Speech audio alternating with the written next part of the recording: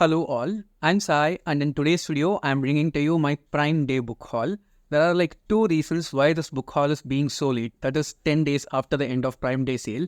And the two reasons are that of all the books that I ordered during the sale, one book was delivered to me in a very damaged condition, so I had to place a replacement and wait for receiving it. And the second one is that of all the books that I ordered, one had delivery date only 1 week after I ordered it. So I just had to wait until I received all the books so that I can make the book haul in a complete way for you guys. I have a total of 17 books here and I cannot say that all of them are great deals. I just purchased some because I know that I'll be buying them anyway. I have 9 standalone books and one series which consists of 8 books, that is a box set. If you had watched my live stream for this month, you'll already know what that box set is. If not, don't worry, we'll see the standalone books first and then I'll show you the box set. So without any further ado, let's get into the books right away. We'll start with the book that I'm super excited to read of all the books that I've purchased during this sale. And this is a standalone fantasy book which has been super hyped ever since the first half of last year, if I'm not wrong. And it is Legends and Lattes by Travis Bunt. Okay, this is a standalone cozy fantasy book. And I've been reading cozy fantasy ever since last year only,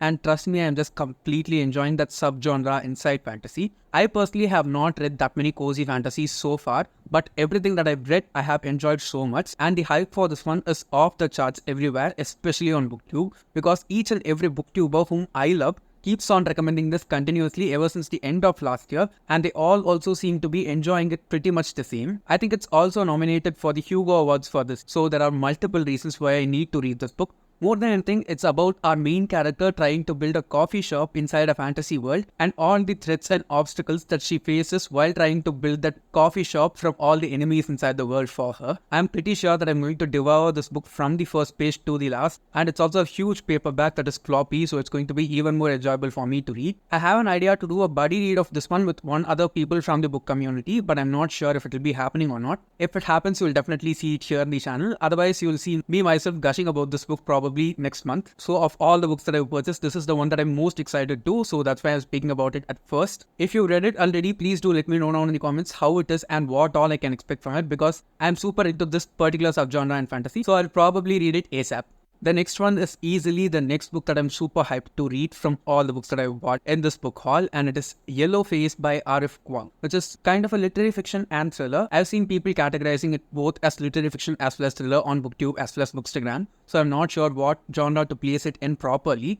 But I'm planning to read it by the end of this month or the beginning of next month. So you'll be seeing my thoughts about this book pretty soon compared to all the other books inside this list. Here we follow our main character June, who ends up stealing the manuscript of a person who's her friend, and her friend has actually died. June steals that manuscript and publishes the book under her own name, and it becomes a huge success. What all she has to deal with inside the publishing industry and how bad she is are the things that she gets to know about herself while we follow her story inside this book. I've heard nothing but great things about this book also again, and personally I have not read any R.F. Kwang yet. More than anything, I've seen people raving about her writing style, so that's the thing which I'm most interested to explore in this book. Again, I have like a buddy reading plan for this one also. I'm pretty sure that it's going to happen. If it happens, you'll see here in the channel again. Otherwise, I'll try to make a dedicated review for this one. Next, we have a super popular gothic classic book, and it is The Picture of Dorian Gray by Oscar Wilde. I actually started reading this book more than a year back on my Kindle, and I read like 25% of the book, after which I did not continue on at all because I want to listen to the audiobook and read the physical book simultaneously, because that's how classics work for me. And the best part about this book that I enjoyed was the prose of the author, okay? I've not seen this kind of prose in any of the other classics that I've read so far in my life, keeping the fact that I've not read that many classics at all. Here we follow our main character Dorian Gray, whose picture is to be painted by this painter. And the thing about Dorian Gray is that he is very charming and also super handsome, and that's the reason why his portrait is being painted by the painter, because of the request of this very rich person. And after the portrait gets painted, there are some creepy, spooky things which keep on happening, and Dorian is also kind of jealous of the portrait because he knows that as he ages, his body and his face will deteriorate, but that portrait will just remain as young, which he cannot because he's a human being. I've heard that this would be great during the autumn season to read. Since we don't have autumn here in India, I'm planning to read this during the monsoon. Again, this is one book which I'll be reading next month, so you can expect the review of this one to come up pretty soon. And I can guarantee that of all the books inside this list, this is definitely going to have a dedicated review in the channel, because I have some specific plans for this one. Since I've also tasted the writing of the author before, I cannot even imagine how much more good it is going to be once I take it all. The next one is a contemporary / magical realism book, if I'm not wrong, and it's also young adult, and it is On Earth We Are Briefly Gorgeous by Ocean Wong. I don't know much about this book, but I've heard only really good things about it again. One more thing is that I've not seen that many people talking about this book extensively on BookTube as well as Bookstagram, but I've seen posts of this one and photos of this one in specific all over Instagram. Just look at the cover of this book, okay? It's just super gorgeous. My phone's camera is not doing justice for it because when you see the actual cover, it just looks much more pretty. I'm just going to read the plot of the book from the back cover, so here it goes. This is a letter from a son to a mother who cannot read. Written when the speaker, Little Dog, is in his late 20s, the letter unearths a family's history that began before he was born. It tells of Vietnam, of the lasting impact of war, and of his family's struggle to forge a new future. And it serves as a doorway into parts of Little Dog's life his mother has never known. Episodes of bewilderment, fear, and passion, all the while moving closer to an unforgettable revelation. That sounds quite suspenseful, and it also seems like a family saga kind of story. And I don't think it's young adult because the main character is in his early 20s. And I also have a distinct feeling that this is going to be a sad book, so let's just wait and see how it is going. Next, we have a middle grade standalone fantasy again, and this is one book which has been popular on BookTube, Instagram, and all over the book community for at least 2 years now, and it is The Girl Who Drank the Moon by Kelly Barnhill.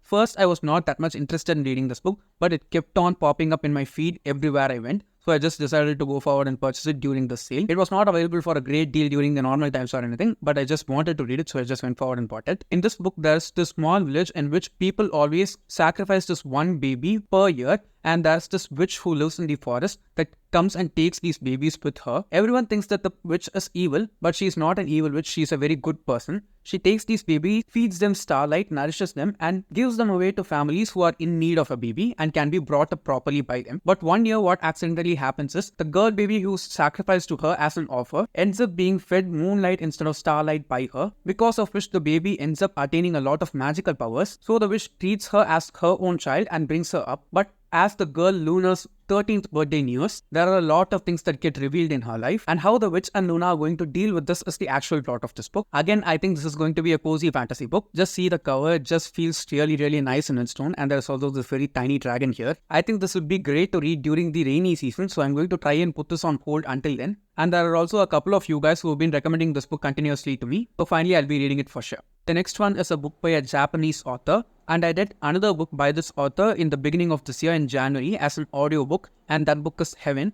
And this one is Breasts and Eggs by Mieko Kawakami, which is a literary fiction book. Here we follow the story of two women, two sisters and the daughter of one of the two sisters. All three of them are moving into Tokyo because of some reasons, and one of the two people here is going to have a breast enlargement surgery because she's not so happy with the way in which her body is aging, and she thinks that if she brings about changes to some parts of her body because of this surgery, she might gain some confidence and that might help her to make her life better. At the same time, what happens is her daughter stops talking to anyone out of nowhere and she's completely silent. All these three women are residing in the same apartment and they are all facing their own fears and anxieties by themselves. And 8 years after all three of them come together, the other sister, who does not have the daughter, becomes a writer, and she has this desire to go back to her hometown, that is her native place, because she has all of these memories from the past coming and attacking her from behind. This is basically just a story of three women who are trying to make the best of their lives in a world where obstacles are just stacked in front of them. I loved Heaven by this author when I read it in January. The writing of the author more than anything was just out of the world for me. It was not happy, it was not sad, it was like something in between which was just bittersweet in its tone. And based on my experience from that book, I expect the same from this one also. It is quite big, so I think it will take quite a bit of time for me to read. Despite that, I am super interested to read it as soon as I can. Next, we have the second book inside a grimdark fantasy series. I actually have the first book of the series with me, but I have not finished reading that one itself. And the book is Moon Witch Spider King by Marlon James, which is the second book inside the Dark Star trilogy. The first book is Black Leopard Red Wolf, which I bought way back in 2019. And ever since 2019, I've been trying to read that book for 4 years, okay? I've tried reading it thrice and I've DNF'd it all the 3 times, okay? It's very difficult to read in terms of the writing style because it is so much meandering, and it's kind of difficult for me to keep track of whom we are following in the story itself. It's basically about this young man who's kind of this tracker who has the ability to track people and things because he has like great smelling abilities, and it's very difficult to follow because of the writing of the author, which is kind of meandering in its tone. I know that I've not finished reading it, yet I bought this because it was available at a great deal. Okay, it is a huge book and I got it for just 244 rupees. I did not want to miss the deal, and I'm pretty sure that I'll be continuing on with the series. So my goal for this year is to try and finish reading Black Leopard Red Bull so that I can get to this one. Again, I want to appreciate the cover of this book. Just look how gorgeous it is. I'm pretty sure that reading this is going to be not that much of an easy experience for me, but I've heard that it is very rewarding towards the end. So let's just wait and see how it is going to go. The next one is yet again standalone fantasy book, and it is a YA standalone fantasy. It is by an author whose book I read very recently and enjoyed so much, and it is The Dream Runners by Shweta Thakrar. I read Star Daughter by the same author just a month back, and it is definitely one of my favorite books so far this year. I heard mostly negative reviews for that book, but I ended up enjoying it so much for some reason. And when I saw that the author had another published book from last year, I just wanted to go forward and try it because I loved Star Daughter so much. I don't know much about this book except for the fact that it has something to do with dreams and how people harvest them. I did not even read the blurb so that I can read it along with you guys for this video. So I'll just read the blurb from the flap of the book. 7 years ago, Tanvi was spirited away to the subterranean realm of Nagaluk, where she joined the ranks of the Dream Runners. Human children freed of all memory and emotion, charged with harvesting mortal dreams for the consumption of the Nagakut. Venkat knows a different side of Nagaluk. As apprentice of the influential Lord Nayan, he shapes the Dream Runners' wares into the kingdom's most tantalizing commodity. And Nayan has larger plans for these mortal dreams. With a dreamsmith of Venkat's talent, he believes he can use them to end a war between Nagas and their ancient foe, the Garudas. But when one of Tanvi's dream harvests goes awry, she begins to remember her life on Earth. Panicked and confused, she turns to the one mortal in Nagaluk who can help, Venkat. And as they search for answers, a terrifying truth begins to take shape. One that could turn the Naga's realm of dreams into a land of waking nightmare. Now, this seems like a story that has higher stakes compared to Star Daughter because it just involved one person in Star Daughter, but here we have to deal with a huge faction of children whose memories have been erased by this supernatural kind of beings. And if I'm not wrong, the author has said in an interview that she writes only Hindu-based fantasy books, and Star Daughter was a great example for that. It has Hindu mythology properly included into it without overdoing anything, but it is set up against a contemporary backdrop, which is also very lush and subtle at the same time in its tone. I expect the same from this one also, but I feel that this is going to be a bit more high fantasy compared to Star Daughter. Since there are two main characters, I think there will be a bit more character exploration in this book. Let's just wait and see, but I'm super interested to read this ASAP again. The next one is the only non-fiction book that I have in this book haul, and it is also one book which has been very highly recommended for me on Instagram as well as, and it is Mindset by Dr. Carol S. Dwen. Now, this book has been the most recommended book on mindset reading from Instagram. Okay, it is one of the best Indian Bookstagram pages, and if you are not following it already, you need to follow it. And at the same time, they also have another YouTube channel under the same handle, Mindset Reading again. And this is the one book which has been recommended by the person who handles that channel continuously. And I've also wanted to read this book so many times because I've seen Ali Abdal talking about this book in a super positive way. And I also know the fact that it is very much necessary to have a proper mindset in order to achieve anything that we want. And I think this book will help me understand what is going on in my mind properly because it deals with the psychology of mindset more than anything and how sometimes we miscomprehend some things as a growth mindset and keep on doing it. And they might end up being counterproductive for us. Again, it's a very short book, so it must not take that much time for me to read. But I'm going to try and read it as slow as I can. And I'll also try to make a dedicated video about this one once I finish reading it. And at last, we have the box set that I talked about. And it is actually an ardent grimdark fantasy series. And if I'm not wrong, the series is also completely wrapped up. And it has both a video game adaptation as well as a Netflix show. And it is none other than the Witcher series by Andrzej Sapkowski, which has 5 books in the main series and 3 short story collections. Now, there are multiple ways in which we can read the short story collections as well as the series in the chronological order. Elliot Books has a couple of videos talking about the different ways in which we can read the Witcher series as a whole.